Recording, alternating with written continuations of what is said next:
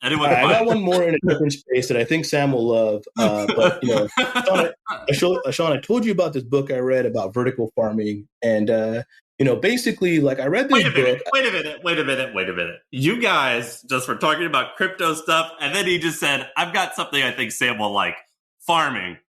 Yeah, Am I that big of a redneck way, to you? I liked it too. I feel like I can rule the world. I know I could be what I want to. I put my all in it like no days off. On the road, let's travel, never looking back. All right, we have a special guest on the pod today. Furqan is here. He's my old co-founder. Probably the smartest guy I know, especially tech-wise. So we talked about a bunch of things ranging from his last company, AppLovin, which just went public at a $20-30 billion valuation. So we talked about, the humble beginnings of that and all the way to a massive IPO. What he's doing with his money, so you win the lottery, what are you going to do? And he talks about his new project that he's building out.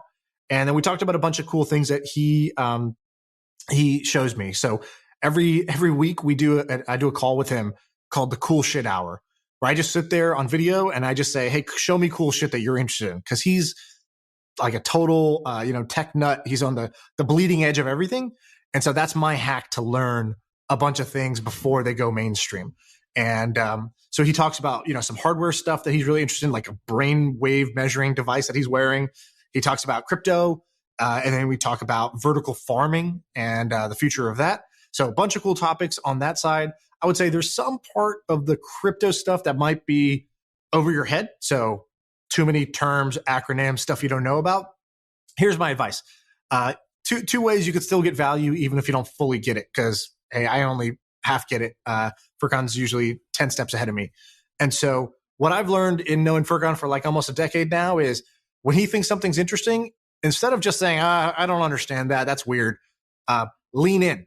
Go Google it later, look it up.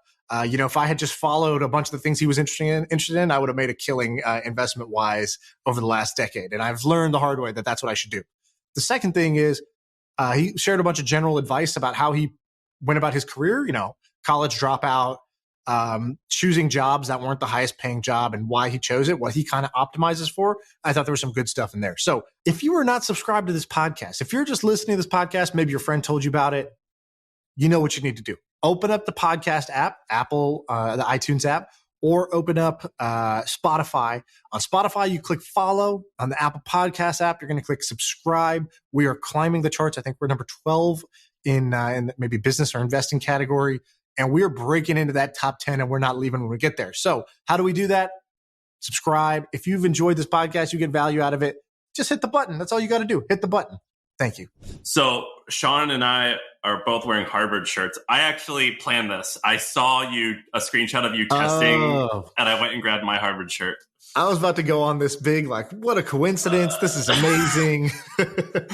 No, I do have one that I wear, but I saw you were wearing it, so I wanted to wear the same thing because we normally wear black T-shirts. Yeah, and for the record, neither of us went to Harvard, but we both do this thing where we'll wear Harvard stuff, and then people will be like, "Oh, Harvard," and then you respond, you're like, "Miss that campus, love it there." Yeah. And you went on a tour, and they actually went to Harvard. Yeah. They're like, "Oh, you wet?" I'm like, yeah. I got a Groupon. It was lovely. They showed me around. 04? Oh, yeah. 04. I was. Yeah. We almost overlapped. It's like, I don't know. I was there for lunch, but yeah. Oh, what? Like, were you there at noon? Furqan's even better. Furqan didn't even finish college, so Furqan is of all of us. He's the smartest and most successful one, and he was smart enough to drop out after freshman year, sophomore year.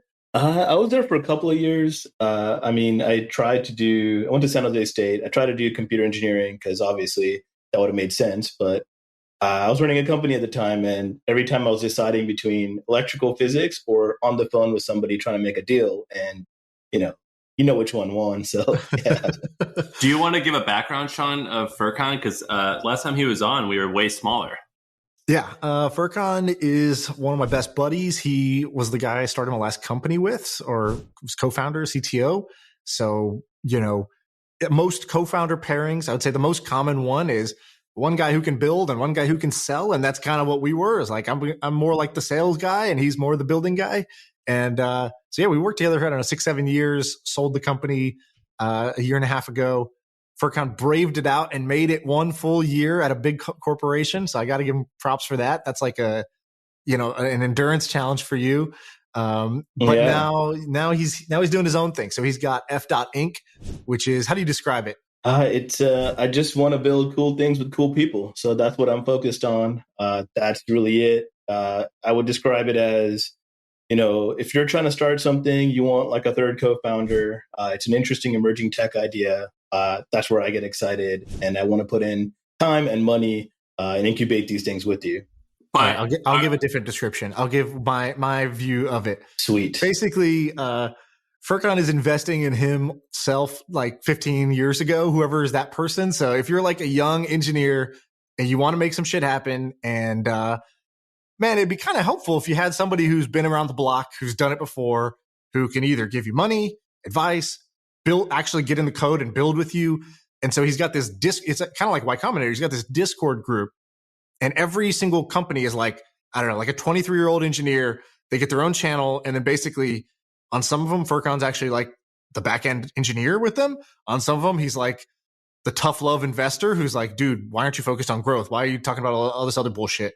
And in some cases, it's like, you need to move to San Francisco and like live on my couch. I think you've done that with a few engineers of like, literally come here, sleep on my couch, and I'll like not just seed fund you, I'll like fucking babysit you and incubate you literally and physically in my apartment. I want to spend some time actually discussing that, because I want to like reminisce a little bit, but first, by the way, we got to congratulate Furqan also.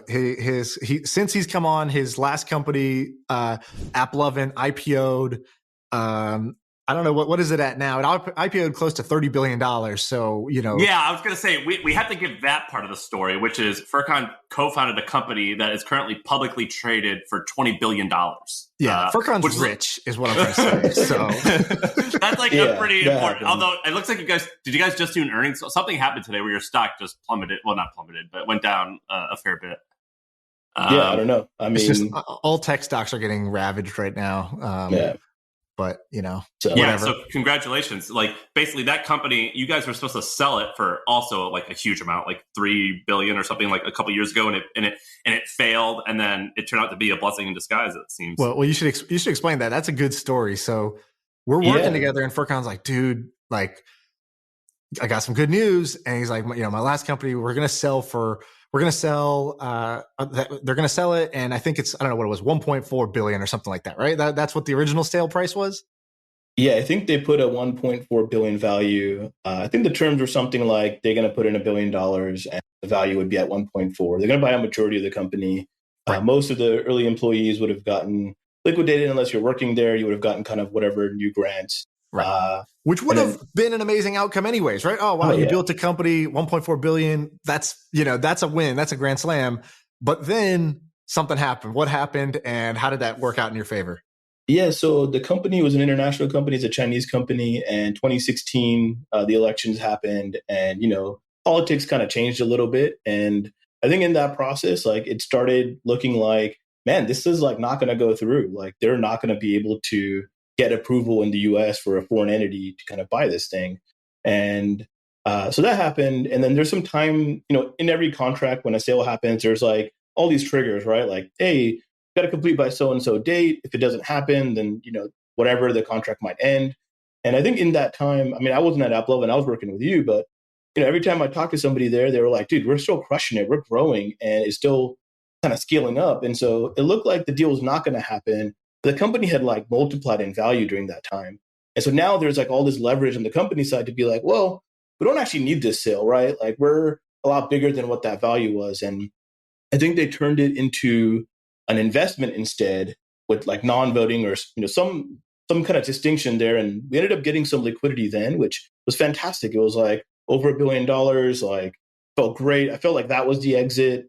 Felt like that changed, kind of what I could do in my life in terms of where I spend my time. But then they just kept growing. The company kept building, and they continued down the path. They partnered with KKR and, brought on, I think Harold is on, kind of the executive team now, and he's a seasoned vet in the industry. And they've just continued just to kind of, skyrocket. And I don't know.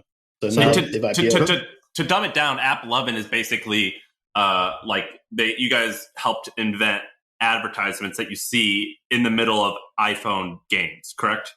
Yeah, so we started as an ad tech platform. That's when I was there. And, then after that, they brought up, kind of the gaming side. So they have a gaming studio, which generates a lot of revenue. If you think of them as like almost like a first party game creator now, that's where I think the company's gone in the last couple years. They bought Machine Zone, right? So they acquired a bunch of studios. They have their own studio. So they're almost more a gaming company than a mobile ad network now. So that's kind of crazy. But the funny part is, I remember you telling me like, we kind of did this sale. Then a piece of paper is going to go sit on someone's desk. Trump comes into office and now, I think it was a Chinese company. A Chinese company is buying this, anything that's over $1 billion. I believe there's some rule that it has to get like, a certain type of approval for the transaction to go through. And then it just sat there for like, I don't know how many months, 6 months, 9 months, something like that. And then when they came out of that, he's like, yeah, by the way, like we kind of get the best of both worlds. They made, their buyout turned into a minority investment. So we still got the money, but we get this free roll of, great, how big can we build this? And then fast forward a few years and it goes public at like but we just kind of 20 times the value, We just kind of skipped over something pretty amazing, which is he kind of was casual about it. You guys both were. Basically, you built this ad network that was doing wonderfully, a huge company. And like, I'm going to say it in the same way, but basically you saw which games were doing cool and you go, we're just going to make games kind of like that and make them popular because we already know what's popular before even the people making the games know what's popular. And now you make all your revenue from making games. I mean, that's pretty astounding, right?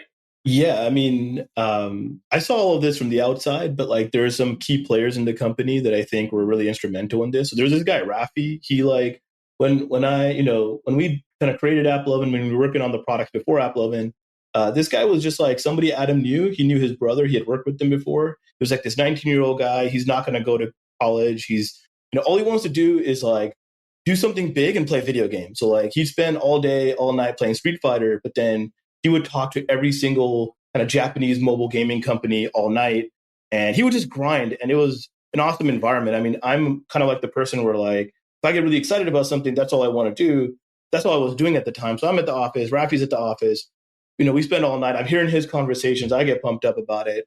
And then kind of during the day, we're building all these things. And you just saw people everywhere in the company that wanted to do something big and went and got it. And so Rafi, I think at some point in this ad network was like, I want to build games.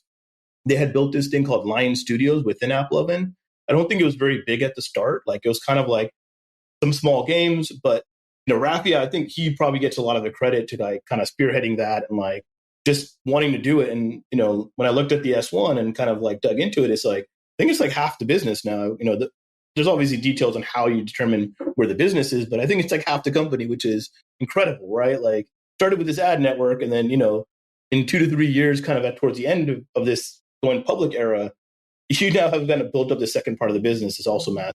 So, and the guy who started AppLovin, I mean, it was a few of you guys, but like the main guy, his name's Adam, right? Yeah, Adam. And basically he had like I don't know if it was mild or very successful outcome at another thing. And didn't you say that he put in like $4 million of his own money, which I don't know if that was a lot or a little to him, but a pretty substantial amount of his own money. And you guys kind of like dicked around for like 2 years, like toying, like you would say that like, well, let's try this. And it didn't work. And you're like, let's just go play video games and think about it. Or like wasn't there like something like that where like, we'll figure it out? Yeah, I mean, Adam, John, and Andrew were like the three co-founders that like they had worked together before. They had done a couple of other companies that did well. I mean, John is like, nobody knows John, but John is like, he worked on the first ad server on the internet.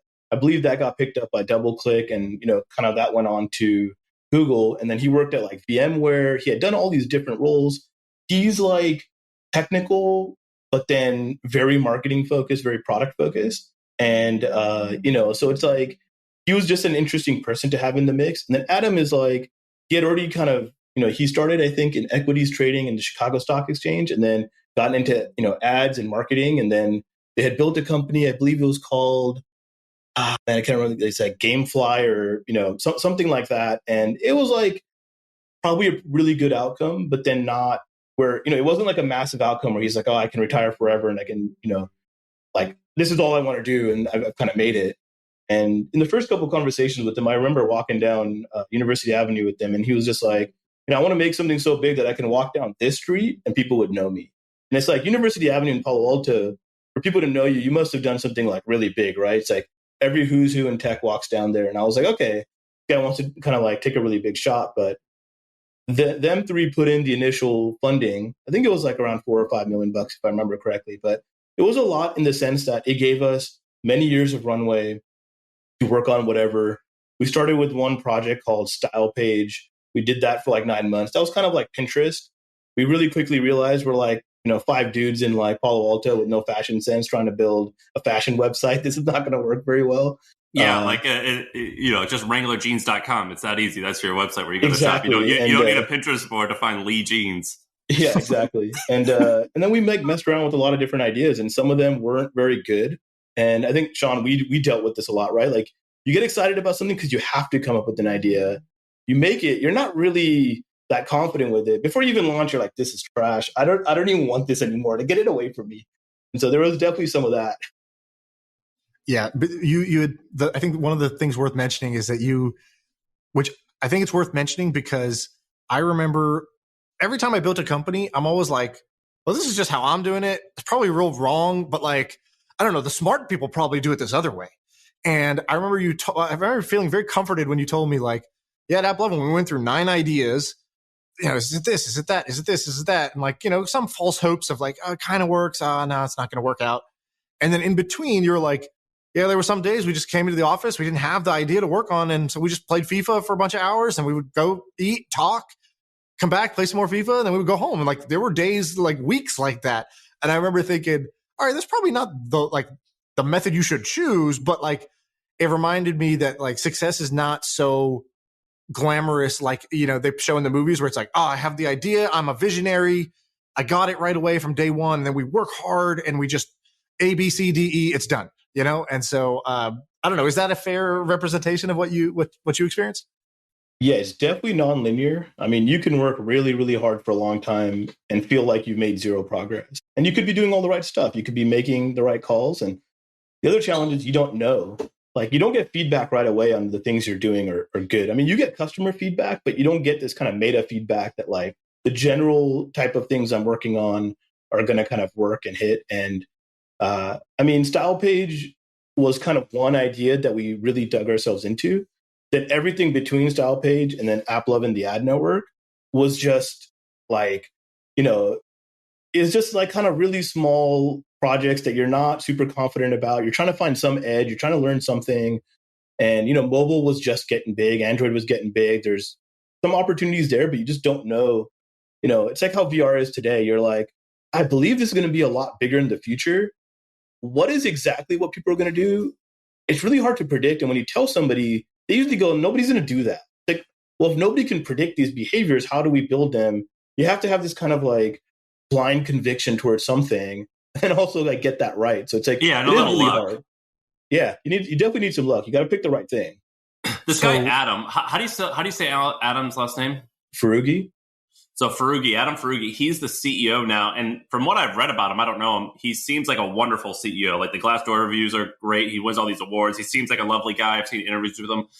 But what you're describing is like a bunch of really like relaxed, calm people. Just like I'm kind of dismissing it, but not really. Like you guys are just kind of messing around and like trying to hope to, which isn't, of course, that's not the reality. But how did this guy go from being this like kind of relaxed, calm dude just trying to hang out and find a hit to leading a $20 billion publicly traded company? I mean, when I look at him, he looks pretty polished. He looks like a good guy. That's like a pretty amazing transformation.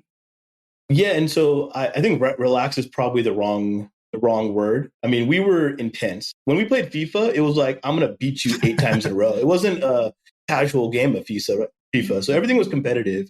And we would play mobile games competitively. That was a lot of our interest. Like, AppLovin, when we started, was actually an app where you could see what games and apps other people were playing in your social network. It was like kind of like a feed of apps. That was the first iteration of AppLovin. And it was because we just wanted to see what people were playing, because we wanted to kind of get those games and be competitive within it. So he's always been competitive. I think you really see that in him. But you also used to say like Furqan's work schedule is like roll into the office at 11, lunch with the crew, catch up on what people are up to, just starts getting humming around, does a couple meetings, starts getting humming around 3, 4. And then basically like by like 8 p.m. to 3 a.m. is when Furqan does his work. And then he repeats it the next day. And so I remember in our company, there was a bunch of people who were just, regular human beings that would work, 9 to 5, and then they would go turn off their brain and go home. And like, for some of them, it was really hard to have a boss and kind of like a leader who's on a completely alternate schedule. Some people were totally fine with it. They made it work. And then we recruited a bunch of like Rafi type dudes who were like, oh, cool, we stay up till 3 a.m. here? Like, great, that's my optimal schedule too. Like, I'm down with that. And so, but at AppLovin, you had told me that Adam was the opposite. He was come in at 9, leave at 4 or 5, whatever. He's got like 5 kids, I think. And like every minute was efficient. Whereas I got to say, like the way you work, it's not that every minute is like boom, boom, boom. I'm doing this. Like even at our company, we would take video game breaks every day at 4 p.m. We'd go play Super Smash Bros. For an hour, right? Like you had very opposite styles, but you guys made it work. Yeah, I think Adam is like make every minute count, and you see that in how he like operates, and that's why he's the CEO of a $20 billion company. Is because everything happens very fast, very efficiently. Like when a decision is made, the whole company knows about it. When the movement's happening, it's immediate. It's like make decisions fast, be strong with your kind of movements. Outside of it, follow through with it quickly. Like those are qualities I think are really, really critical in a CEO. I mean, for me, it's like I want to make obviously every day count. Like I work a lot when I'm excited about something, and the AppLovin times was that. When something's growing, I take it seriously. But I know that creative work is like, it happens in kind of these moments of flow. If you get 2 or 3 good flow states a week, I feel like you produce a lot. And I think most developers or creative people or builders, they'll feel this. Like not every hour is super efficient, but there's these some times where maybe it's because you did all this stuff to build up to it, or you got the right conditions. But if you hit like 3 or 4 of those a week, man, you're really, humming, you're producing a lot and a lot of impact's happening. And so I always focus on impact. And I think it was a good pairing because I would just work super hard to go and tackle the next like technology barrier with my team. And then the next morning, Adam would just drive a bunch of traffic. By the time I rolled in at noon, it was like, we knew the test worked or not. And, that was like awesome just to feel. The first time I've ever felt somebody like take control of growth and like literally say, actually, we're going to get this answer today. And obviously, if you have like, a good bank account and you can kind of fund it, you can spend money to make your answers happen faster. We got a lot of cycles in those, times where we were building these crap apps. We didn't waste like a year building some garbage app because very quickly we knew it wasn't going to work and why. And we tried all the variants of it. And we had like confidence that we were done with that idea. Like, we tried it. It's not going to work. We're not going to keep lingering about this, So let's switch to ideas. So me and you do a call every week. It's 1 hour and it's called the Cool Shit Hour. And every time I do it, I'm like, damn, I wish I'd recorded that for myself, but also people would love this. And so I want to do that basically now. You guys do this every week? Yeah, we've sometimes missed some weeks, but I had a kid and stuff like that. But we've been doing it pretty regularly for ever since he left, Twitch. I was like, well, I still want to hang out and keep in touch. That's like the best part of when we used to work together was just shooting the shit about stuff that's cool. And because Furqan, in his own words, he told me this once, was like, I'm kind of in the first 10,000 people to try any new technology and like really dive deep and understand it. Because he does that, he just sees a bunch of cool shit before the mainstream does. And so my hack is, well, I'm never going to be as smart as this guy. I'm never going to understand technology. I'm not going to learn how to code, but I can be friends with him and he could like explain it to me like I'm a kindergartner. Like, I'm really into this right now. Check this out. Watch this demo. Here, try this out. Here, open up this website. Watch this. And so we do that. And the thing with most of my relationships, including this podcast, I'm talking at least 50+% of the time because I'm a talker. When I do the Cool Shit Hour with Furqan, I'm like, I just sit back into my desk and I like take notes as like, oh, this is cool. And I only stop to ask clarifying questions. I'm like, wait, how does that work? So I want to jump into some of those things. So we'll keep it open-ended. I have a few that I know you're interested in. I can guide us there. But let's start with the open-ended, which is, what are some things that are just cool or interesting to you? It doesn't have to be like something you're working on necessarily, but where's Furqan's attention right now? What stuff has caught your eye? Yeah, I would say there's probably 3 major things. One is in the hardware space, there's just this trend that I feel like I can't get out of my mind, which is, commodity hardware, whether it's like a Raspberry Pi, kind of a simple device like that, or off-the-shelf gears and things like that, plus software like machine learning equals very advanced piece of hardware. Sam, do you know what a Raspberry Pi is? Yeah. Well, I don't know what the application is, but it's basically like a $50. I don't remember how much it costs now. It's Yeah, it's like a $30 computer. It's like a little board. And it's important because now a developer, previously they would have had to design their own little small computer board to go build a small, like, if you wanted to build a Roomba, you'd have to go design a little computer to put in the Roomba, then design the Roomba. Now you can kind of go pick up this like computer that's just a little board and you can put it into anything. So like, it took half your company away of what you needed to do to make this happen. Who makes Raspberry? It's a company called Adafruit, I believe. But they're like an independent company. They're like probably one of the biggest hobbyist makerspace companies around because I think they've sold like, I want to say like 100 million of these devices now. And so they're just crushing it. They're just, it does well. So what's an example of something that you or somebody has built with a Raspberry Pi? Just so people have a tangible example. So like there's another device of this from NVIDIA. I'm using the NVIDIA Jetson. It's like a little version of a GPU, but I basically have a little GPU plugged into my TV. It has a webcam on it. And, we've messed around with some like pose estimation. So like, you can open my TV and you could basically stand there and a little ball will come. And if you hit that ball, like it'll go blue or you made like a Kinect, like an Xbox Kinect. You just made like a bootleg version of it. And then we kind of did some hand gestures where if we basically, I think that this, and then this, that's kind of like the three gestures. And we can kind of read that on the other side. And he basically just put up like a 1, a 2, or a 3, basically, right? Yeah. And this was for me, like, I like to go and mess around with it. My idea, if I wanted to do this as an idea, I would do like the best fitness product would be you buy this little device, it plugs into your TV because everybody has a TV on their wall. Now your TV is this awesome fitness game. And you could just do like everything. I think I wanted to call it like FitCam or something like that. But instead of like that company that sold to Lululemon for like $500-600 million. Mirror, I think, right? Yeah, exactly. It's Mirror's like $2,000, right? A huge piece of hardware for thousands of dollars that you have to mount onto your wall. Well, you already have a screen on your wall called your TV. What if you could just turn it into something smart? That's one of the like for $30 instead of $3,000. Kind of. Dude, I have like a mirror competitor called Tempo. I pay $50 a month for the programming and then $2,000 for the machine.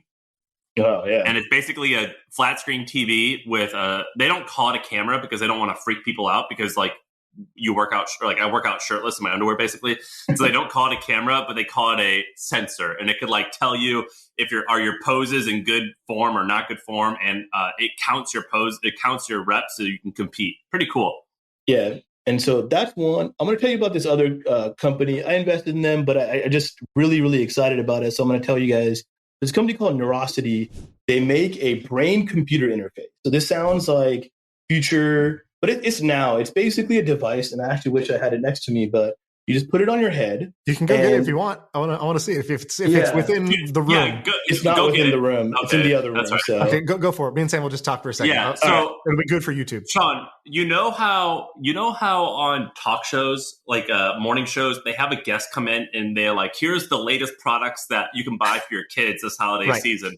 And they're at a table and they go, this product does this, and they set it down and they go to the next one. That's what Furqan is right now, basically. It's that segment where someone is just like, has placed like 8 cool things on the table and they're just going from thing to thing to thing, just dropping bombs. And I'm like, oh, great, cool, got it, next. You know what I mean? Yeah. That's what's going on right now. This is FVC. This is Furqan's QVC competitor where he just picks up objects and is like, this is a fantastic holiday gift for the family. And so this is for, kind of like developers and whatnot still, but this is what the device looks like. And I'll kind of give you guys a closer look, but you can see these little probe looking things. So this would basically kind of rest on your head like that. And what this does is it listens to EEG waves happening in your brain. And I think there's many different wavelengths, but these guys have identified some set of them. And so why does this kind of relate to the story we're talking about? There's a little computer that's inside here that, wouldn't have been able to happen 10 years ago.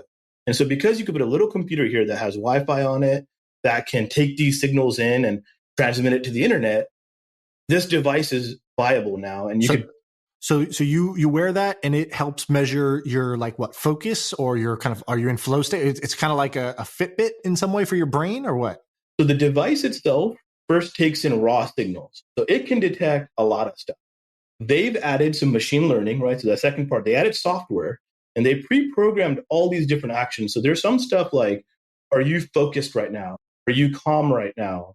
kind of things like that. Are you going to enter a sleeping state? Right. They can detect all of these conditions, but there's other things that I'm really excited about where it can detect if you think about like pinching your left hand, like if you think about doing this action, but don't do it, it can pick up that signal.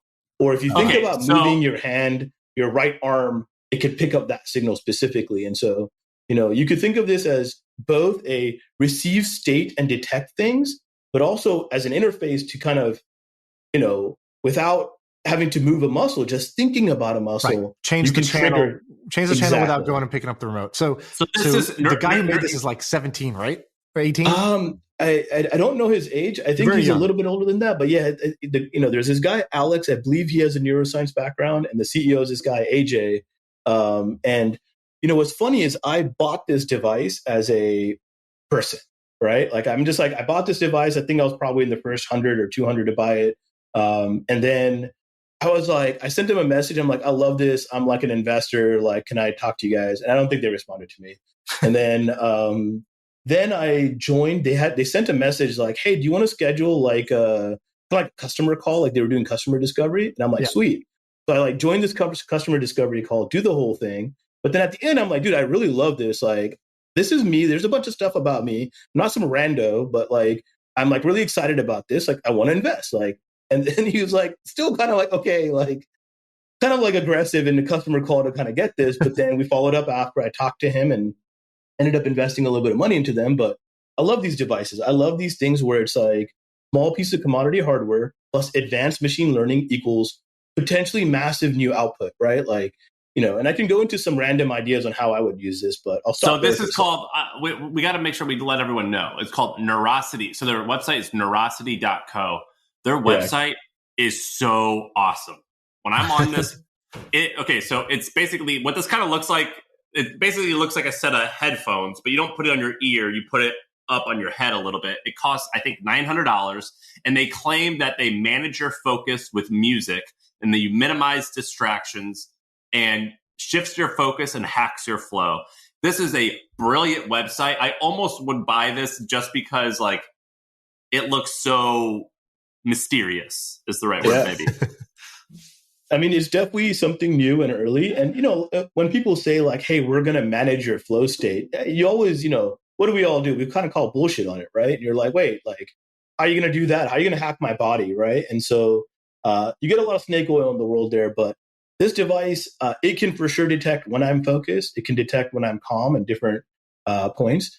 And I've programmed it to basically, like, when I have it connected to my computer, I can move my desktop around or, I basically wanted to like see, can I open Brave Chrome, right? Like, can I open an application by thinking about something? And I can do that.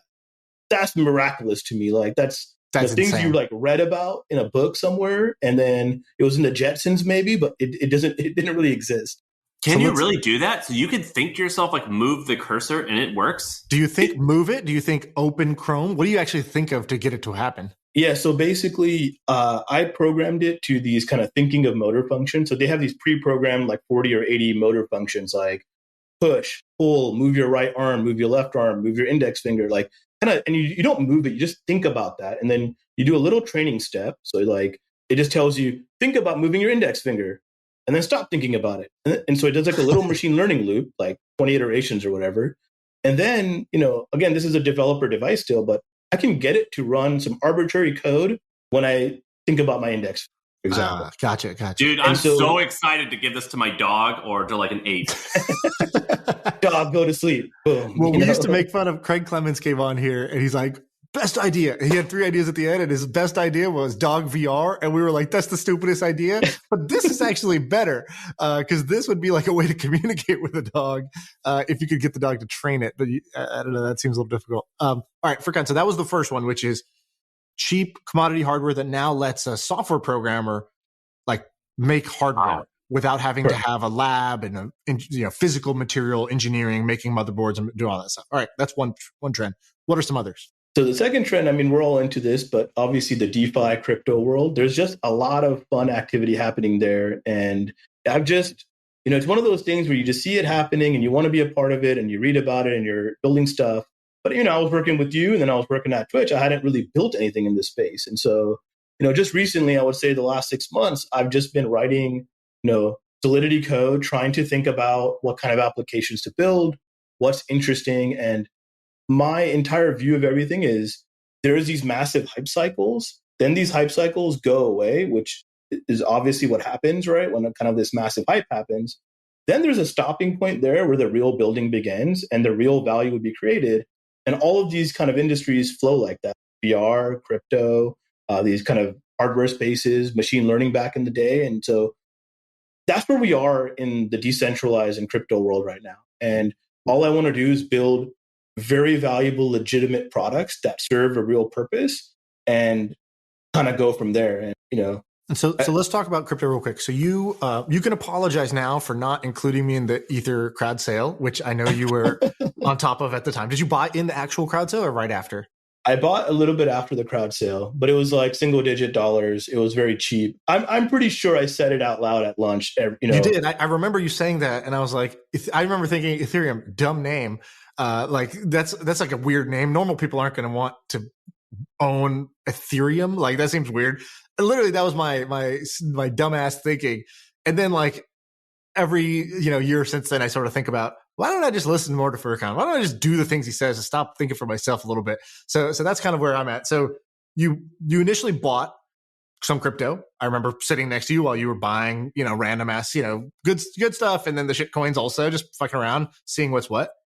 And then you sort of showed me what's going on in DeFi. So for people who don't know, here's how I'll explain DeFi. And then you tell me what you would say. So today, there's like the normal financial system. There's a stock market. There's banks you can go drive and park and walk into. When you walk into that bank, you can say, hey, here's my money. Store it safely for me. Like put it in a savings account. Give me some interest maybe.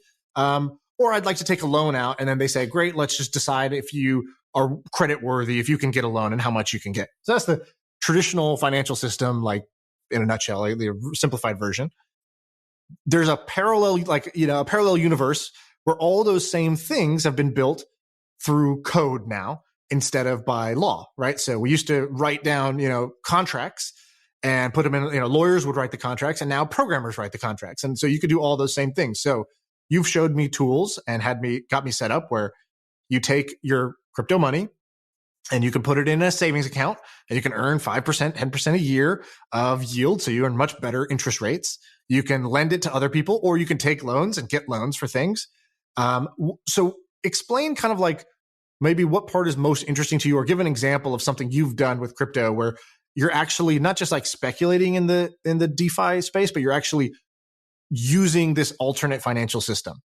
And Shaan, what's an example of what you were just saying? What's like your favorite platform for that?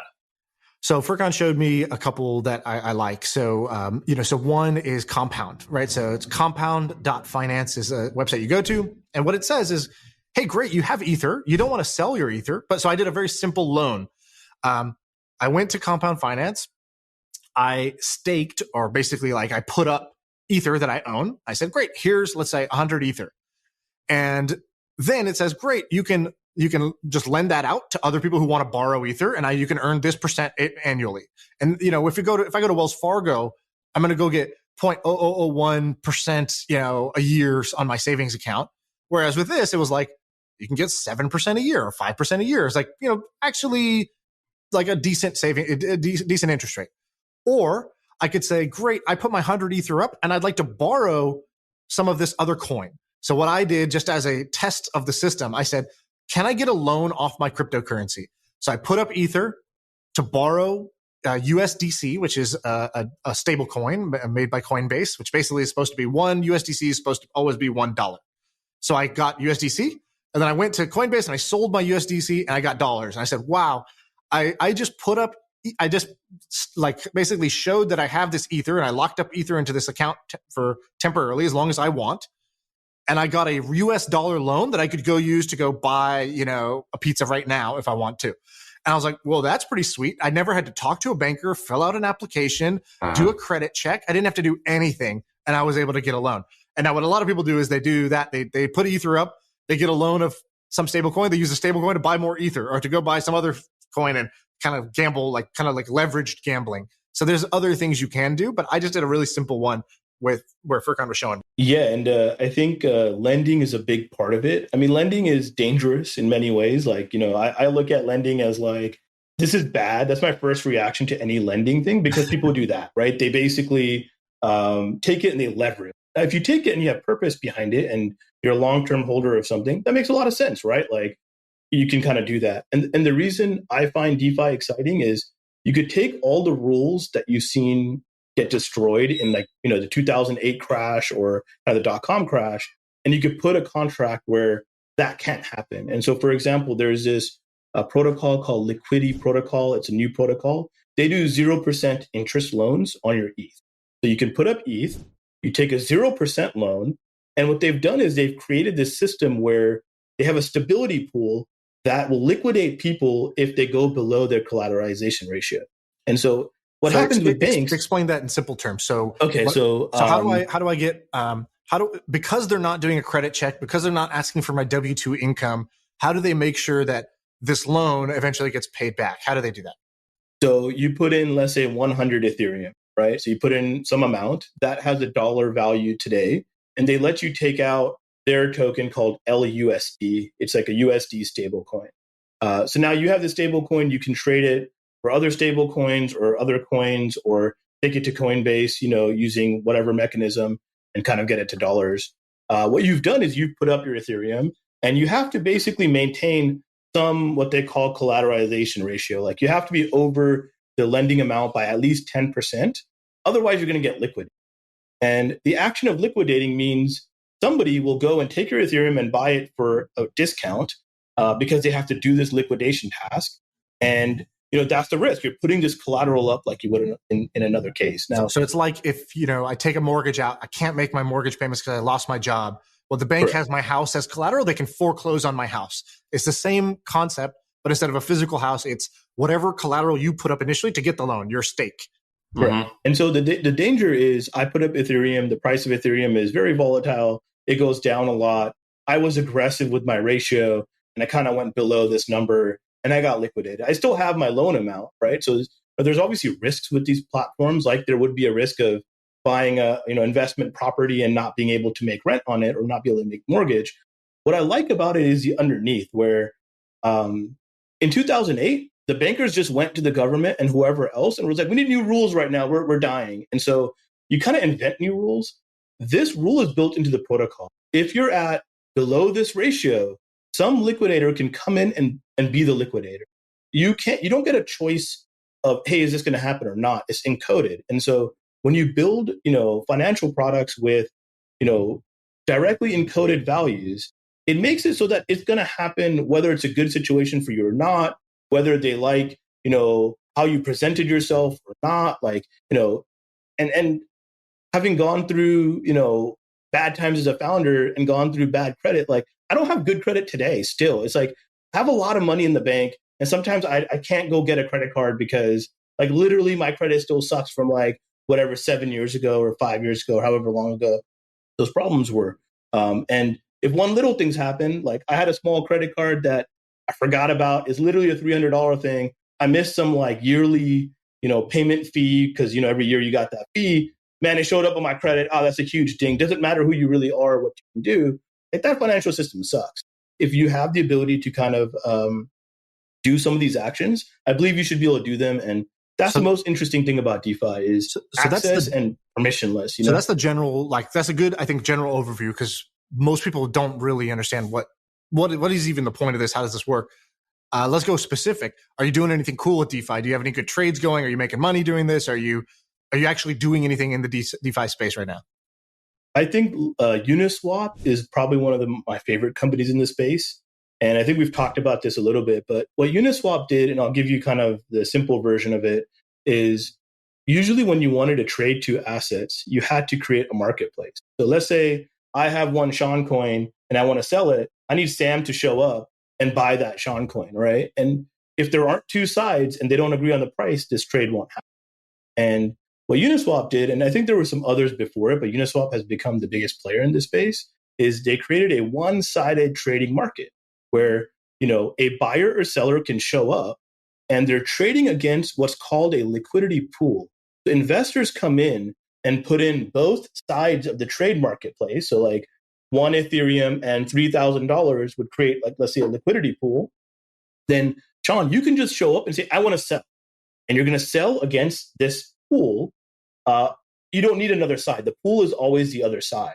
And they've created a simple algorithm. They call it like, an AMM, an automated market maker, where, they want to keep the price close. And depending on how much liquidity there is and how much you're willing to sell, it's going to slip away from that amount. And that's where the price movements will happen. And you were in those pools. You were saying, I'm making good money by being the liquidity pool. Give us what was the yield you could get? Let's say you put $1,000 in. What were you making being the liquidity provider? So obviously in the earlier days of Uniswap, the pool yields were very high. Like you could see 100% plus on like fairly good assets. And it's really important to think about, you have two sides of this market, right? So if you're in the Ethereum and US dollar pool, when Ethereum is going up, you're like losing some of it, right? Because you're giving it away to kind of like receive basically dollars. And, so if you want to hold a lot of Ethereum long run, it doesn't really make sense to be in some of these pools that are unaligned. And so I always try to find things that are connected together. So like two stablecoin pools, a USDC and DAI pool. That does, anywhere from like 8 to 15%. And that's been like that on the low end of the spectrum for the last year plus. I mean, I'm holding effectively what, we'll call dollars on both sides of the puzzle. And people need to trade between these assets. And I'm willing to be the trade partner for them, along with a lot of other people. And you basically get a little bit of a fee. And that's where the liquidity pool makes money. So holding, dollar on this side or dollar on this side feels good. If there's something very well aligned with Ethereum. So if you believe Ethereum and Bitcoin will kind of together flow upwards, that could be a very good pool for you to kind of take what they call wrapped Bitcoin and Ethereum and be in that pool. And Uniswap made all this happen from the consumer side to make a one-sided trade, but also as an investor to come into a liquidity pool and say, hey, I'm willing to kind of put up both of these assets, and then I want to make some fees as people do this. Right. Okay. So, all right. So that's good. I think it's probably a little too complicated for the general audience at this point. So Sam, where do you want to take it? I'm wearing a Harvard shirt. That's about it. Oh, sorry, my bad. He thought he was talking to two Harvard scholars. Yeah, it's just a T-shirt. All right, so I got one more. Anyone can buy it. I got one more in a different space that I think Sam will love. But Shaan, I told you about this book I read about vertical farming, and basically, like I read this book. Wait a minute. You guys just were talking about crypto stuff, and then he just said, "I've got something I think Sam will like: farming." Yeah, Am I that big of a redneck to you? I liked it too. This was one of our cool shit hours. He's like, I came in thinking he's going to tell me about, WBTC, and I'm like, oh fuck, I got to go look up all these acronyms. He's like, no, vertical farming. And I was like, oh, brilliant. Tell me about it, right? Because Furqan's got a wide range. Some days, I remember early on when we were working together, he's like, when Uber had just kind of was getting big, he's like, I got a bunch of friends who are kind of like, not doing a whole lot nowadays. I'm thinking about just renting buying 5 cars and just having them like run a fleet. Like I think I could just make X dollars doing zero work by running my own little taxi fleet on Uber. Or he was like, there's these, I forgot what it was, float spas or cryo tank company. What was that one that you were really into? Yeah, the cryo tanks are something that, if you have bad joints like me, it's like a, night and day difference on how your body feels. And so, I still want to put one in, and I think in the lab that I'm spinning up over here, and we'll get to that probably at some point. But wait, what's said lab? I'm building a hardware and robotics lab here in San Francisco as a part of f.inc. And the idea is software you can do in a coffee shop and a living room, but you can't really build any one of these even off-the-shelf hardware products in your living room. And so what I want to do is take a lot of founders who are interested, or future founders who are interested in building these ideas. I'm going to have a machine shop and an electronic shop and a robotic shop in this facility. It's going to be in this iconic location. And my goal is just to get like a bunch of talented, hungry people in this roof and just have like great energy and build together. And so you see these companies form out of universities because they have two things. They have a shop there that you can access mostly for free. And then they have people in the shop that turns into your community. Like as a kid, I can just show up and stand next to you while you're doing something. And you go, you don't like give me a weird look. You go, oh, you know how to use this? No? Okay, let me show you. Like that little bit might be the difference between you willing to try and kind of get into a field or not. And where are you setting this up at? Support that. What was that? Where? Where in the city? You said it's iconic location. Can you say yeah, where? So we're looking at a place at Fort Mason in San Francisco. So it's not complete yet, but that's kind of like, for me, like the iconic locations are, I can see the Golden Gate Bridge, I can be on the water. So we've explored stuff on the piers in general, in Crissy Field, Fort Mason, like these locations. When I go there, I get excited. Like going to Monkey Inferno was a fantastic office, but outside it wasn't that great. Like Soma, Mission, these areas, I don't get excited when I go there. And I usually don't go there too much. How much are you willing to invest in to sink into this thing to make it interesting? It's going to be a lot. It'll probably cost about $500,000 a year just to even like have the base building in place. And, my guess is it'll be double that just from, the people that I want to bring in and kind of investments I want to do and what I want to support. I actually ran a plastic fabrication shop and a small machine shop a long time ago. And so I've done a lot of this. I've welded and, I've worked on cars. So like, I actually have a lot of this interest, and I'm more excited to have my own CNC and my own machines and things to work with as well. So, dude, you're so cool. Yeah. So Sam, the reason I said you're going to like this idea and company is because I don't listen to very many podcasts, but I do listen to this podcast. It's probably the only one I listen to. This is not baby. We're taking that testimonial to the moon. And I'm not even just pampering you guys, Shaan. I mean, you know me. I'm not going to tell you like it is, but I really do listen to you guys. Well, I know because I'm pretty sure you didn't listen at the beginning when I was just interviewing folks. And then now that it's ideas and it's shooting the shit, Sam's here. He's listening now. Yeah. And so you talked about like, hey, you just sold the company. By the way, congratulations to you as well. And you were talking about how like you want to get your hands kind of into things and you want to like do some of that. So I was like, oh, okay, if I ever get back on the pod, I'm gonna tell Sam about this idea. And so I'm by the way, I'm sitting here taking notes. Like I'm writing all this down. And so I read this book, and this book was talking about vertical farming. I don't remember the name of the book, but basically the first couple of chapters, it really talks about what the major problem in the US is as you're producing a lot of food and the world, right? The world went from, I think, 3 billion people 100 years ago to like almost 8 billion now. Like it's a pretty massive difference in like kind of how many people are on the world. You're starting to see effects like we see the wildfires here in California. You hear about all these things. And so what's happening is as you start farming in soil, you basically destroy the soil. And after some period of time, you get no yield out of the soil. And so about 10 years ago, 15 years ago, vertical farming got very popular as a way to put food production closer to cities. Like New York City requires, millions of acres outside of New York City to support it. Wouldn't it make sense for that to be in the city? Well, how do you do that? Well, you could put it in these buildings. You could put it under kind of UV lights, and you could drive water through it through hydroponics. And it's got really popular. A lot of people invested in it. So it kind of went vertical farming is for someone like me who's zero nature knowledge. What would paint a mental picture? What is a vertical farm, bro? Have you never grown weed in your apartment? No, I don't smoke weed. I never grew weed. I don't do drugs. I don't do crimes. I don't either. But I feel like every 16-year-old has at least grown one pot plant in high school. Yeah, no, so you think about plants in the ground because they need kind of nutrients from soil, but really they just need some of those nutrients, and you could just put them, as long as you deliver them to the roots, it's going to pull that in. And so people figured out, hey, you can grow stuff without soil, and that's just a big unlock because it doesn't have to go in the ground. So instead you use water, right? Correct. You use water, and there's been more advances now where it's not just water, but it's like, I think they call it aeroponics, but it's just misted, right? So it's kind of like more yield against the root. And, you still have to power it with sunlight. So you could put it inside a warehouse, but you need sunlight. And so big UV lights was kind of the strategy. And so phase one of vertical farming was we're going to put them in high rises. We're going to take some floors and we're going to turn them into a farm floor. And that should support the building. And these are normally the pictures that you see what people are kind of dreaming about vertical farming. It's like a giant building where a bunch of them are farms and it looks cool. But in practice, it was like kind of a warehouse, like a data center. And, that's where it ended up living. And I think that's fine. The reason these guys I got excited about, they're called Nebulum Farms. And what they do is they basically have direct to consumer lettuce, microgreens, and tomatoes. That's what they sell you. And so, they started kind of in a different phase, like kind of like, hey, we're building cool tech. Like we've been in this, Shaan, before, where you're excited about computer vision and doing this thing. But actually, along the way, they realized, well, we don't really want to license out our thing. We can't franchise this. Like, we can't do like all these other ideas we had.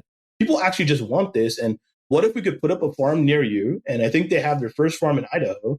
And they just have a monthly subscription to get lettuce and tomatoes, and these things show up to your door. And I mean, today they do same day harvest to delivery because they've kind of taken the process down to this simple thing. They have this basic farm, and if you can see some of the pictures that they have on their website of what their farm looks like, but it looks like a little data center. It's like a rack of lettuce.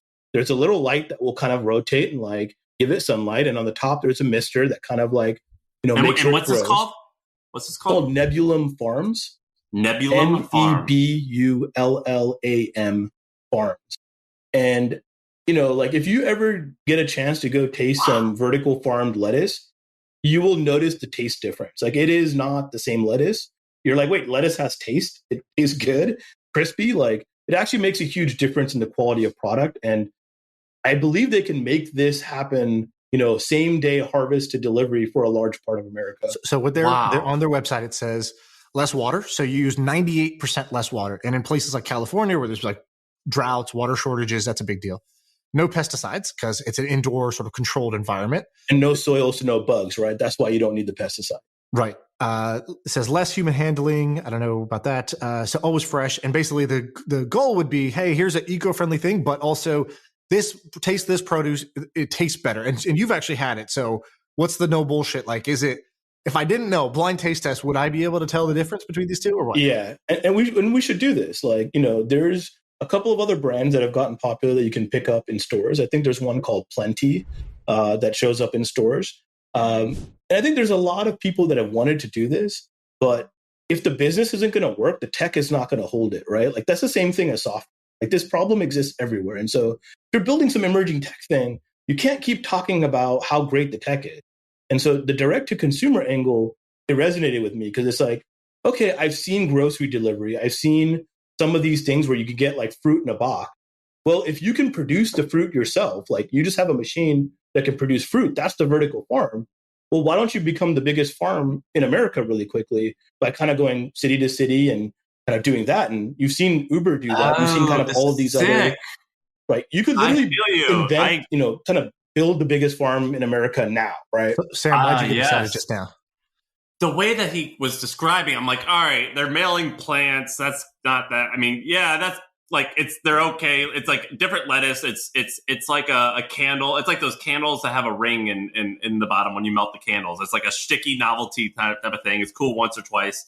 But the way that you're describing it now, I think, Furqan, I think what you're really good at is something I'm not as good at, which is like you're really good at breaking your frame and like changing. I don't know if I'm even phrasing this correctly, but kind of changing the whole paradigm, which is like, no, we're going to build the largest farm in the world. And now when you say that, I think, man, so you're just going to have to buy all this land and have this massive, huge field. But you're kind of saying like, oh, but by the way, by farm, I mean, it's like these little small things in every convenience store in America. Do you know what I mean? Yeah. And that's kind of like the trade-off here, which is, a farm that's like maybe, in a 50,000 square foot building, that might be like, thousands or tens of thousands of like land acres that you're replacing, because vertical farming does many things. It reduces the water, but it also compacts how much space you need to do the action.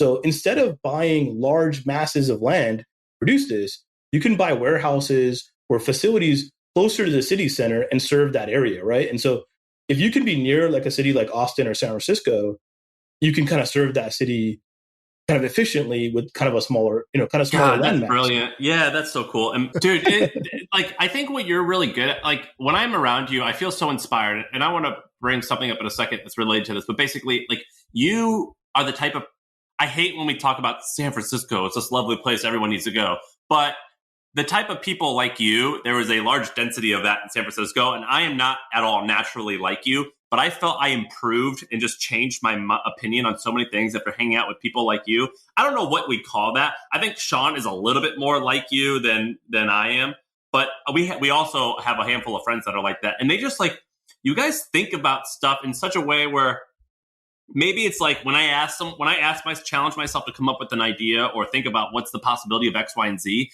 I put these constraints on where like, well, there's no way I could pull off this because that technology for this doesn't work, or I'm not good enough to do this, but it's always been done X.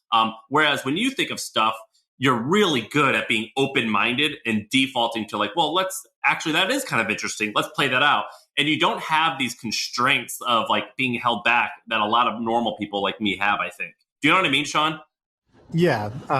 I think it's simpler than that. I think Furqan is, everybody uses their own frame of reference, their own lens, and he looks at things through the lens of a technologist. So I think, and I remember sitting down next to you and being like, how did you get the way you are? And you're like, well, like, I remember when I was 5, my dad brought home like a printer and like we put it together or something, right? Wasn't that the story? Like a computer or a printer when you were like 5 or 6 years old? Yeah, since my earliest memories, it was an XT computer. It was kind of like, not even DOS yet. It was just like a screen. And you put it together, we booted it up. And I remember he had like a disk that had, you typed like auto exec. I was just a kid. I knew how to type AUTOEXEC. If I press enter, I get to this like simulation football game. And That's all I could do. Like you pick a play and it runs it for you. You don't even actually play the game. But like, I remember that as the earliest memories. And I mean, I got started really young. Like I worked at a .com when I was 15, and just like my hobbies ended up being very valuable. Like I wasn't not a musician where, I would have had it made it really big. It was like, I was into computers and kind of programming and doing things like that. And those things just happened to have become very valuable, especially in the Bay Area, and that kind of like lended itself to a lot of opportunity. Also, something that you're going to do with this, what are you calling your space again? We call it Founders Inc. That's like the company name. So I want to like tell a quick story about that. So back in 2000 and Shaan, I can't see your face, so I can't tell if you're on board with this story, but I hope you are. Back in 2013. So basically, Shaan, when did you start as the Monkey Inferno, like the guy in charge? I think I joined at the end of 2012. So basically 2013 is kind of the actual beginning. So around that time, I was working out of I had just sold something and I didn't make a lot of money, but like $100,000, let's say. And I was looking to start something else. And I found this guy named Dave, and he had a thing called Founders Dojo, which was basically, he rented an office. I don't know. Dave had a business that probably did $500,000 in sales, and he probably profited $400,000. So he wasn't a rich guy, but he had this office that he could spend $3,000 on a month, and he let me and like 8 other people come and work out of his office. And we heard about it through friends of friends. Like, hey, there's this thing called Founder Dojo. They're letting like people just work there, and it's a dingy office. It wasn't nice. It was maybe 500 square feet, and then down the street was the same thing, but it was far fancier. It was called Monkey Inferno. It was pretty much the exact same thing, but like way better. It was this guy named Michael Birch who was on the podcast. If you look up the hippie who made $1 billion, that Shaan did that episode. And it was a guy who started and sold the company for hundreds of millions or close to $1 billion. And his like project was the same exact thing. It was nicer. They had like, you guys probably had like hundreds of thousands of dollars worth of interior decorating and it was like really fancy, but it was the same thing basically of like nerds and like weirdos and misfits. We all would come to these spaces, and I would hang out at Monkey Inferno all the time, and you guys sometimes came to our thing, and we would dork out to the stuff that people would make fun of. Like Dave loved Meerkat. Meerkat was basically a live streaming app, which kind of like was the early technology and early behavior for even like a Clubhouse or whatever. And he would do this thing called a Meerathon, he called it, and he would meerkat for 24 hours straight. He would be in the office meerkatting for 24 hours straight, and he would meet these other dorks, and they would come and fly into our office. And then it was just so weird. Like, we did all this weird shit. One time we created this thing called, what do we call it? Coffee Rush, we called it. And you click a button, and you get coffee inside of like 20 minutes, wherever you are in San Francisco. And all these just nerdy, dorky little projects. But it was like the best time of my life. And it was one of the most formative, it was some of the best experiences I ever had as it relates to business and just like becoming a man and like tinkering with all these new things and having an open mind. And I think what you're setting up, Furqan, is like the next, obviously this is like the next iteration of that. And I'm so fortunate that I've had people like you and you guys had Michael Birch, and I had Dave Grosblatt. I'm so fortunate that people like you guys exist in this world, because these little silly things that like are fun and like that seems stupid on the outside. And the fact that there's these grown adults who are thankfully wealthy enough and willing to bet their money to do this stuff, it sounds outrageous and it sounds like a movie. And I'm so happy I was part of it. And it made such a huge difference. It's like the fact that these exist, it's a movie. 100%. And those places you talk about, so I know David Grossblatt as well. And, I used to go to another place growing up, Hacker Dojo. It was in Mountain View. And, even growing up in Silicon Valley, you didn't immediately have like a network. Like I don't know like a bunch of VCs just from growing up here. That's not actually not how it worked. My block didn't have VCs on it. It was just normal people. And, you really didn't find people like yourself. And so the internet changed a lot, right? Like it allowed people to connect with each other and find each other. But, the in-person interactions, they just operate differently. And it's a lot more ad hoc. Like I remember you being at the Monkey Inferno and a lot of other, people that we would have work out of there. It was cool because you could just walk by, strike up a random conversation, talk about something, and maybe it resulted in nothing. And sometimes it would actually stick with you and it would be really important. And so at AppLovin, it felt the same way early on when we were kind of doing these like, random ideas. It was like, we're just a bunch of misfits together here that are just going to go on this journey. And that energy is just hard to replace. And it was really fun. And every time it's been there, it's been really instrumental for me and like learning a lot. Like conversations during the lunch table at Monkey Inferno shaped a lot about how people think, what are ways to conduct yourself, like just things even outside of tech, right? Like you interact with a lot of different people and you can bring good energy to it. And I think it's really critical. And so I've been on this mission slightly before COVID to kind of like build this facility, but then kind of COVID happened. And, obviously like it's good in terms of like new buildings, new opportunities, cheaper rent here in the city. Great. But I think this thing is kind of necessary for a lot of people who are in this builder phase, like they might not be a founder yet. They might not go raise a bunch of money. They just want to build some stuff and hack on it. And I'm willing to kind of take a bet to build that facility. And on this podcast, we talk a ton about like buying businesses, and we almost get to the point where it almost sounds like we're a bunch of like banker PE types where it's like, oh, that's an interesting opportunity. But the coolest shit that I've ever done and the most fun I've ever done is just dorking out with like people that were like me and just like, oh, this is kind of funny. Like, this is silly. Like, we could do that. And it all starts like, this is so stupid. It's so fun. And sometimes it like turns into really cool, amazing stuff. And I think that that's fun to remember that should be how a lot of stuff starts. Or maybe it's not should be, but it can be that way, which is, I think, better. Yeah, organic is awesome, right? It just means that we just kind of sat around, we brainstormed some ideas, some of our experiences, we tried some things. You need to be able to try things. I think that's like really important. And if I could reduce, for me growing up, I didn't have a lot of like people that I could lean on. That's like they had done this already or they were doing businesses. It was just like kind of fail as you go, take a bunch of scars, and finding like people like Adam and Shaan like was critical for me in the sense that like I had people that I could talk to about business things that like maybe other people I couldn't interact with. And I just want to kind of, if I can take that for, let's say, like Shaan said earlier, myself 15 years ago, I could give myself some of that. Like that's what I feel like I'm kind of building over here. Yeah. There's what's that cheesy phrase that's great, but cheesy. It's like, be the person you needed when you were a kid or something like that. It's one of those things that like, if everybody actually did it, the world would sort of be a great place. And I think that's what in many ways you're doing. I don't even know what I needed. I sort of like had a different journey where I was like, just kind of on autopilot for like 20 years. Didn't have an entrepreneurial bone in my body. Didn't think about stuff. I just kind of was going with the flow. It was pretty like, I was trying to do good at school, but I was okay. Wasn't the best. Wasn't particularly a hard worker. Wasn't doing anything interesting. Wasn't great, socially. And I just felt like I kind of woke up when I was 21 years old and started, when I had my first idea for a company, that's when I started to be more like me. And so I think everybody, okay, why do I do this podcast? Well, I'm not going to say I do it to give back. Like, that's not why. I do it because it's fun. But the side effect of doing it is that the person who's me when they're 18, 17, 16, 20 years old, or 30, it doesn't even matter how old.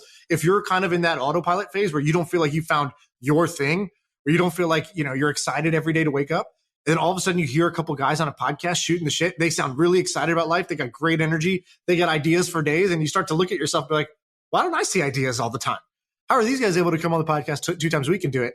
And so what does that do? It proliferates more people that are like me. That's, what I want. I am the way I want to be. So that hopefully I can incept a bunch of other people in their brain that maybe they can pick that up, right? Podcast is a vehicle to do that. You're doing the same thing. When you were growing up, you were, messing around with hardware and cars and business when you were 15, 16 years old, and you were just messing around with computers. And a bunch of people helped you out, right? Your dad bringing home the computer, or I think you told me about a guy kind of in your neighborhood who had like the car stuff that you could use to go work on cars if you didn't have that hardware.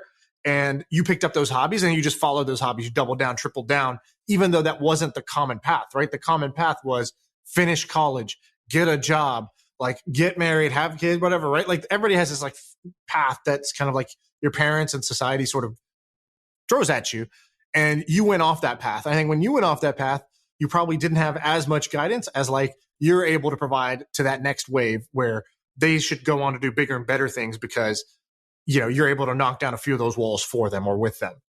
Yeah. And I like how you phrased it. The cheesy phrase is obviously interesting, but like, I don't think giving back is that's not the right way to frame this. Cause it's like, it's not charity, right? Like, obviously, like I'm building a business. I do believe in the long run, I want to make money with this business, and the things I'm going to invest in are going to, in the long run, pay off for me monetarily as well. But as a side effect, I do believe that, you know, kind of like your podcast, like you're going to inspire a lot of people. I would love to inspire the next like 1,000 builders or founders, kind of however you want to phrase it.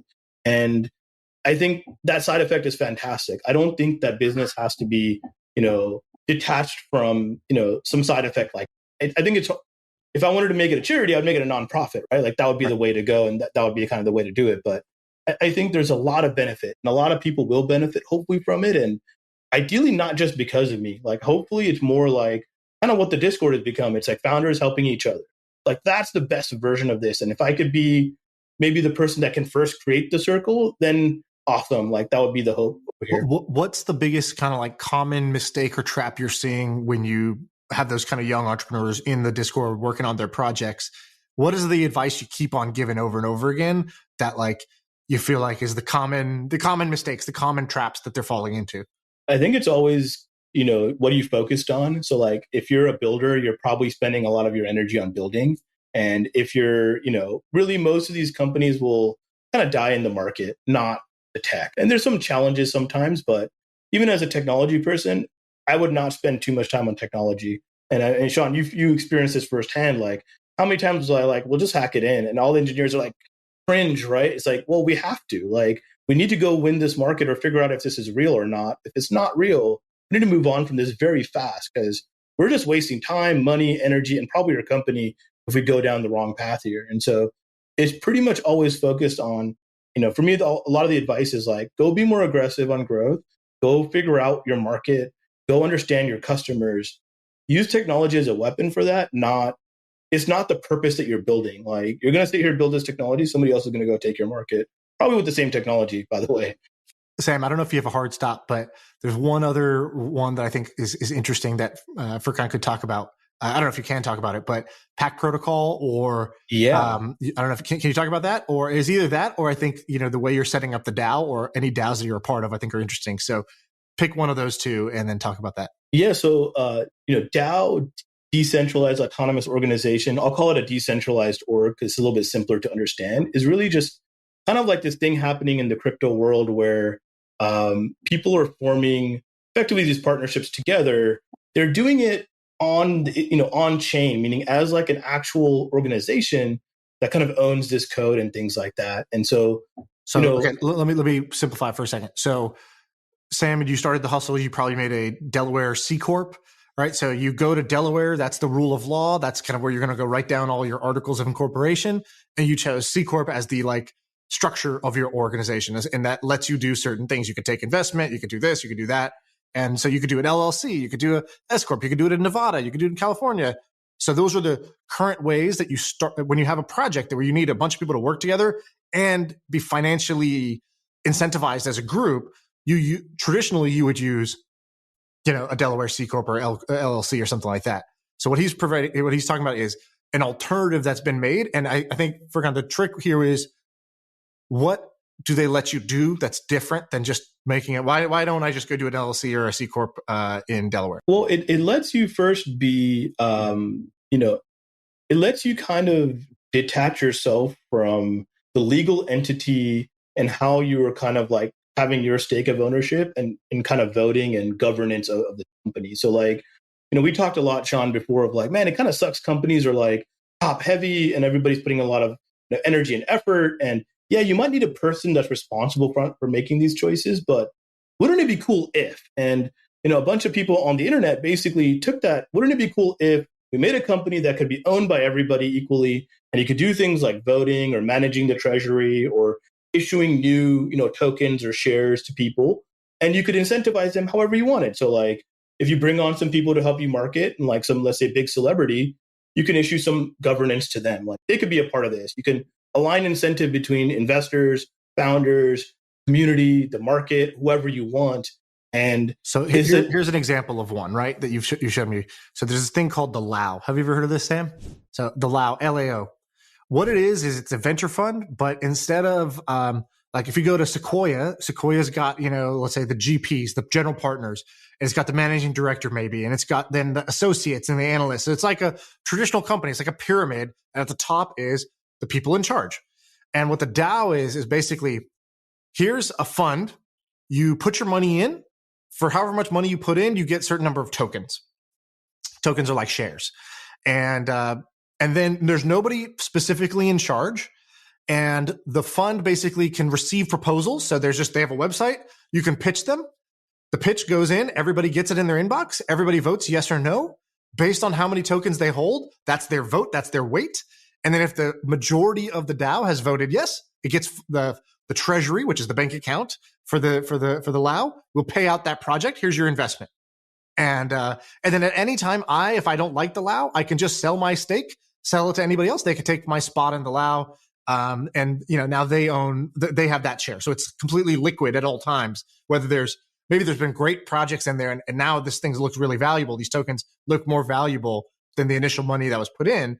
Well, I can sell out. I don't have to wait 10 years for those projects to pan out. I can sell out today at double my money. Or, I can say, I want to have more control. I'm going to buy out more tokens so that I have a greater say in this community because I'm going to spend a bunch of time and I really want to make sure my vote matters. And basically it ties your vote to your sort of your merits, how much value you put in this case, how much money you put into the LAO. So they did it as an investment vehicle. Other people did it as an art collecting vehicle. Put money in, buy art. Art is owned by the group, and you could sell in whatever. So there's these headless companies. There's no CEO in a suit at the top that is telling everybody what to do and deciding who gets hired and fired. It's just a bunch of shareholders together, and you vote based on your shares. It's like more like America, like a democracy, I guess. And then there's other variations of that too that I can't even wrap my head around. Those are the simple ones I've understood.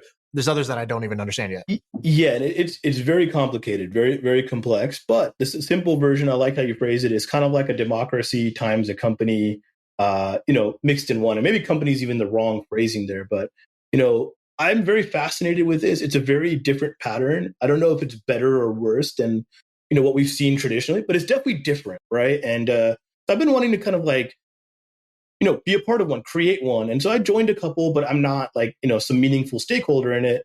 But then, with a lot of the work that's been going on in NFTs, a lot of popularity, Top Shot is just like taken over like my friend's group and very popular. And I know you're super into like BitClout and some of these other platforms. And so I've been wanting to kind of wrap my head around NFTs.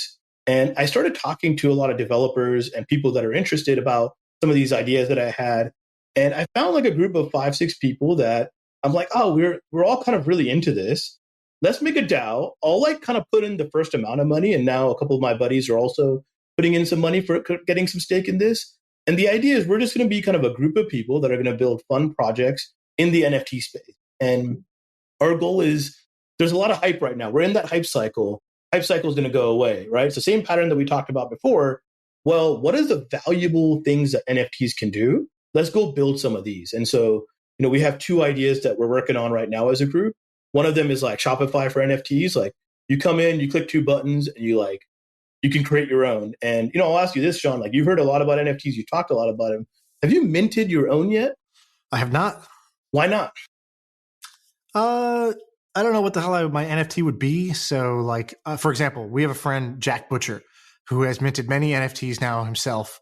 And he's a great designer. So he makes like a cool visual design. I mean, it's like badass art. And he's like, oh, cool. Instead of just posting this for free on Twitter for likes, I'll post this on Foundation and I'll sell it. And he's sold some of these for $60,000, $70,000 each. And so he's made, a lot of money this year just basically selling his own kind of like his philosophies. He just makes into like kind of a digital poster, and he sells that digital poster to his fans. And so for me, I'm like, oh, that's cool.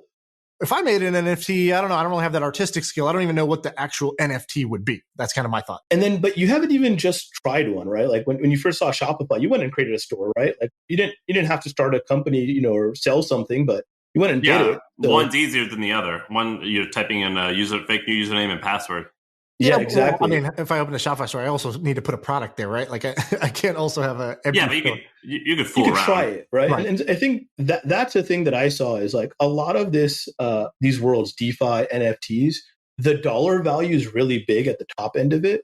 When you go and dig underneath and you're like, there's only like 5,000 users doing this. Why is it so little? Right. And there's a lot of interest in doing it, really hard to do. And I believe that's like one of the biggest opportunities in NFTs is just like make it really easy for people to do it, almost as easy as creating a Shopify store. And so that's like project idea one. Like we're going to basically pay for your gas. We're going to make it so you can deploy your own contract without ever thinking about it. You're going to just click a couple buttons and get a landing page that you can send to people and they can buy stuff digitally. Okay. So we're going to make it literally that easy. So I think that's like accessibility really important. The second one, which is the thing you were talking about, which is the PAX protocol. Like, you know, there's building products and then there's building protocol. And protocols are just like, here's an API to go do this thing. And NBA Top Shot, I mean, probably one of the biggest digital products we've seen since Pokemon Go. I'll kind of call it that. Like that wave of like hype, you know, reaching some mass market, lot of interest in it. But it's very close, right? I mean, you have to be an NBA player to get one. You have to kind of like be in the NBA. You got to play in this whole ecosystem. And you know, who knows what they're going to be worth in the long run, but in the short run, there's a lot of interest there, but only the NBA is doing it. You'll see the other sports teams do it. But the basic idea of creating a pack with some digital items in it, or potentially kind of linking to the real world, that's kind of what I got really excited about. And so we, you know, as part of NFT Labs, we created this PAX protocol, which is a protocol to create kind of a, you know, like a little loot box pack where you can put in digital items and you could put in an image, a sound clip for like, let's say your guys' podcast, or, you know, kind of access like, hey, here's a ticket to a VIP event that I'm going to do here, or here's a meet and greet, or here's my private community. And so creators are going to find a lot of ways to use this if we develop that underneath foundation that they can kind of do all of this. And so Sam, does that make sense of how, so like, for example, what we would do is we would say, oh, cool. These guys built the infrastructure that makes it easy for us to do the following. We can create these little packs, meaning like a card pack or like a box, like a loot box, and basically it's a mystery box. You don't know what's inside. So you buy one, you open it up, and you're going to get one, you know, maybe you get the crap, or maybe you get the most VIP thing where Sam calls you and coaches you on your business for an hour. And what's that called? What's the domain? So nftlabs.co is kind of like the main domain. And so that's cool. One of their projects. And so I think this is pretty cool because they're going to be able to get any like influencer like us. And so there's one thing to do what Jack's doing, which is, and actually Jack did this. I don't know if you saw this, Furqan, but he initially was selling a specific NFT. Hey, buy this thing.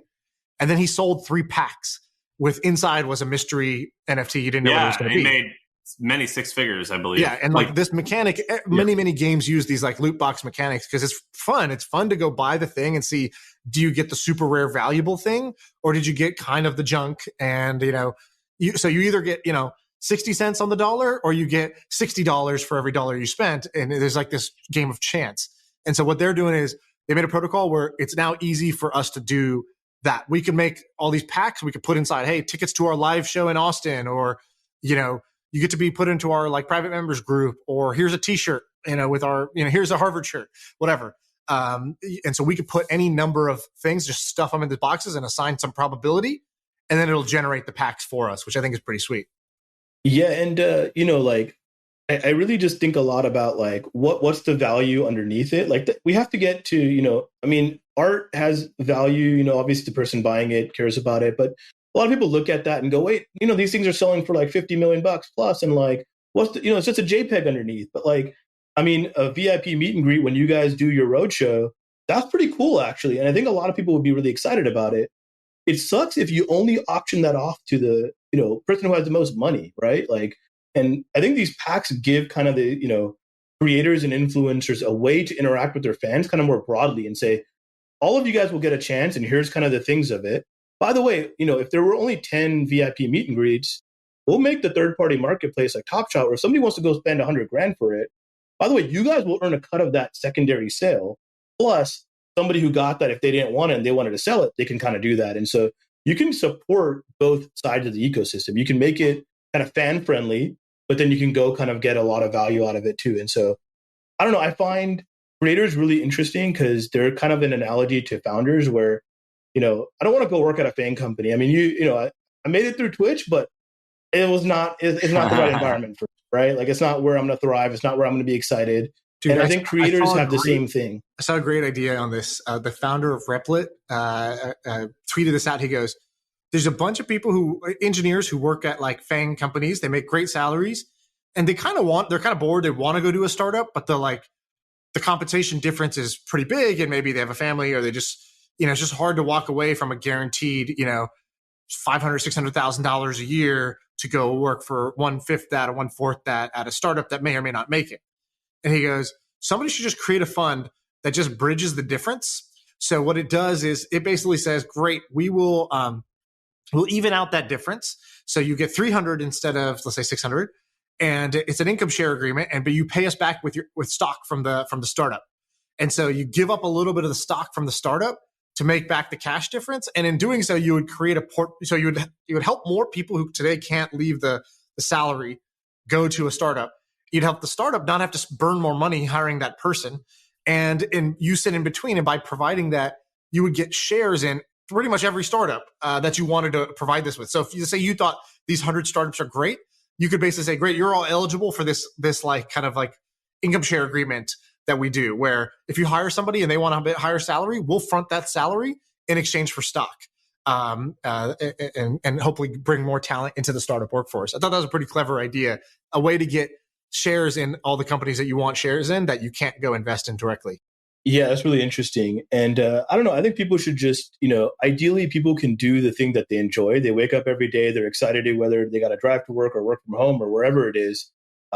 If you can do that, like that's a big unlock in your life. And a lot of people don't get that opportunity. And early on in my career, I just made those trades, like kind of no matter how financially painful or, misguided it might have seemed at the time, but like I just wanted to work on things that I was excited about. And when you went to AppLovin, you had another job offer, right? What was the difference there? Yeah, so I had met this guy, Jack Levin. I think he was like, very early at Google. He was responsible for, kind of a lot of Google's infrastructure tricks early on, like how they really scaled it. And some of the ways they win is really his responsibility. And he was working on this company. I think it was called YFrog. It was like a photo sharing type thing. I think they had run another product. I think it was Photo Bucket, something like that. They had done some big stuff in the photo space. They were doing really well. They needed some engineers. I was an engineer at the time, and I could basically come in and learn a lot from this very technical person. Seemed really sharp. He asked me these questions that like got my brain going in a good way. Like, very specific questions like, how do you set up your desktop?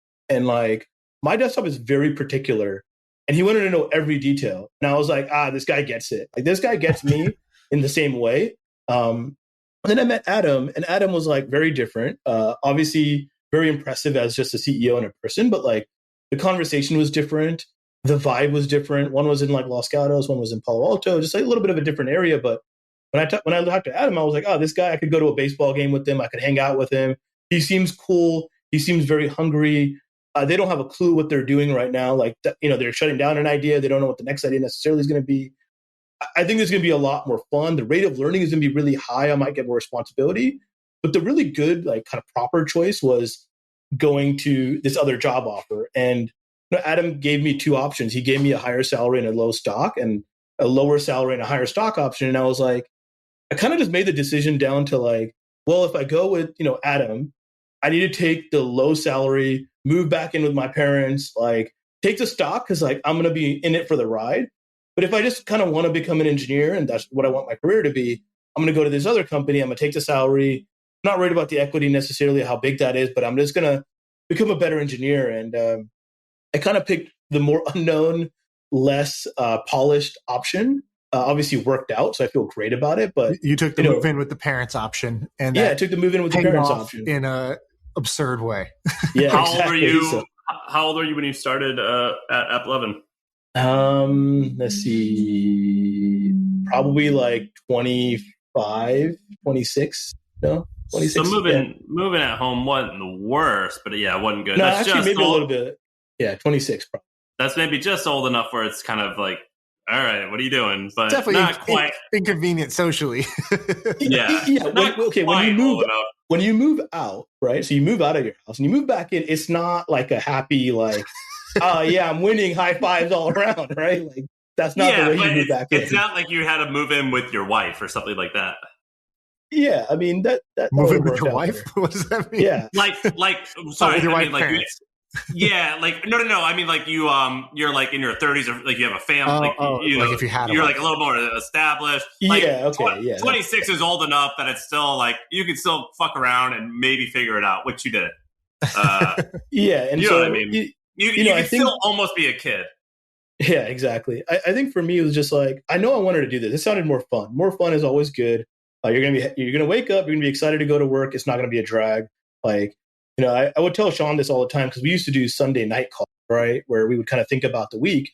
And it was like my friends were always Sunday night, like, oh man, work tomorrow, like Sunday, like sucks, like weekend's over. And I always felt like, hey, it's exciting, like more stuff's gonna happen. This week's gonna be great. Like, and that's a big difference. If more people can do that, like that I think is a huge deal. When we did those Sunday calls, I remember I'd always be like, oh, like, sorry, I gotta like I'm doing this thing with family or friends or whatever. I'm like, I got to go get on this call.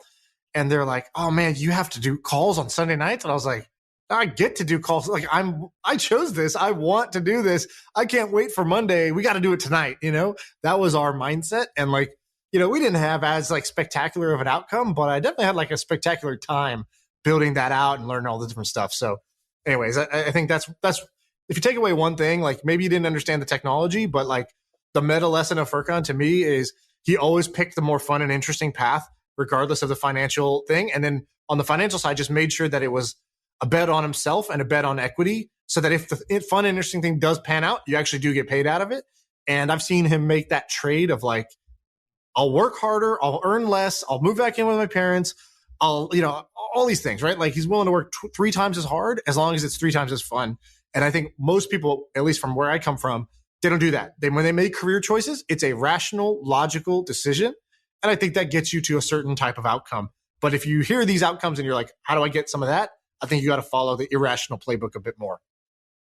I mean, Shaan, if you look across your journey at Monkey Inferno, I mean, you're a 24-year-old, pretty green, right? Like I think I saw your initial video interview that you had sent in to the Monkey Inferno. And like, whether the dollar outcome was there or not, like I would say the rate of learning, like the growth difference for you. And I know for myself, it's a massive difference. Like I'm embarrassed at what I used to think about back then in terms of building compared to kind of after the journey.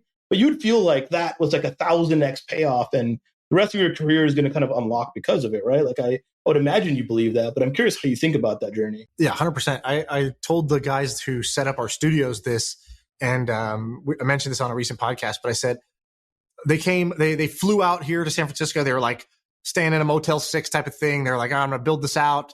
And, they're 22, 23, 24 years old, something like that. And they had sent in a video, like kind of like a video interview to be like, Sam, Shaan, choose us to like we will help you guys out. We will come build your studio for you. They've like did a ballsy YouTube video and tweeting at us like nonstop. Shit I used to do. I used to wait in parking lots to meet CEOs and investors I wanted to meet, just so I could say, I've been here since 7 a.m. waiting in the parking lot for you to come out. Like, do you have 5 minutes of time, right? I used to do all these stunts. And they were doing a stunt to meet us. And I thought that was kind of interesting. And when they were there, I was like, they kind of were like deferring to me too much. They were sort of like, it's kind of like too much respect. And I told them, I was like, dude, you kind of want what I have. I want what you have. I want that time back. And I want to be back where you guys are, where it's 4 friends living in a 1-bedroom apartment. And you're making videos and you kind of like, why are we trying to be YouTubers? I don't know. It seems fun. Let's just do it. And then like, we think these guys have a cool podcast. Fuck it. Let's fly out and meet them and help them out with their studio. And we don't know what's, there's nothing clearly in it for us, but like, we'll hop on that plane tomorrow and go make it happen. And I told him, I said, that was by far the most fun time. There was the highest rate of learning. And I remember at the time feeling like, oh man, like everything we do is so bootleg and ghetto. And like, but that was the right path actually for me, for a person like me who wanted what I wanted out of life. And I said, I remember, I went to Duke. Most of my friends went to med school, law school, or banking or consulting. And so every weekend they would post like they're making six figures. They're posting themselves at a bar. They're like I wasn't dating. I had no income. I was sleeping on an air mattress. My co-founder lived in my closet. Right. So it was like, it was ghetto. And so I remember thinking, well, maybe, there was moments of doubt where I was like, maybe I should have gone the traditional path. Maybe I should have gone to med school after all. But it was so fun. I couldn't, there was not a real conversation in my head.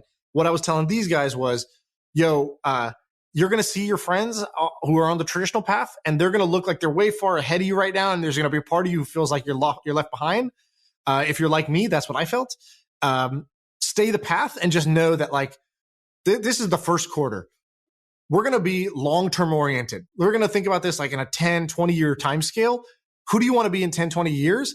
And you're going to have a lot of fun now, and then your rewards are going to catch up 10, 20 years from now. And if you're okay with that trade of having more fun now and rewards that are a little backloaded, this is the right path. I wish somebody had just told me at that time, guys, this looks ghetto as hell, but you're on the right path. We kind of just for better or worse, just stuck with it. And I want more people to stick with it when they're in that mode. And you've done the same, traveling through Europe, playing poker to support yourself, and moving back in with your parents. It's not it sounds at the time, it feels uncommon, but it's actually quite common amongst people who end up successful in an entrepreneurial way. Yeah. Flip side is it's not easy, right? You're going to go the harder path. I don't have a college degree. I didn't get that. A lot of people ask me, hey, should I go to college? I have these other things going on. And, you don't have to. You can learn on your own, especially now, but it's definitely going to be a harder path. Don't expect linear returns where if I put in a year of work, I get a year of kind of success, and then I put in 5 years of work, I get 5 years of success. It might be nothing for a long time, and you might kind of get it in the end. But I don't know, the journey is very exciting. That to me is what matters, because that's what you're going to do every day. You're going to wake up every day and you're going to go do this thing. Are you excited about that? And that's kind of critical. Yeah, thank you, dude. I always take a lot of notes. I'm taking notes now whenever you come. I'm excited for your success. That's so cool. I thought AppLovin was this huge thing whenever it was supposed to sell a year or whatever, a few years ago now. And then now seeing what it is now, I'm like, oh my gosh, it's blew my expectations. I'm sure it is yours as well. So congratulations. That's pretty badass. And what you're building is awesome. Founders Inc. That's badass. Yeah, sweet. No, appreciate it. And this has been fun. I always like hearing you guys. So it's kind of fun to be on as well. And where do people shoot the shit a little bit. Where do people find you? Founders, f.inc or founders.inc? Yeah, f.inc. That's the website. And so that's the domain. You can find me on Twitter, Furqan R, Furqanr. So Furqan, thanks for coming.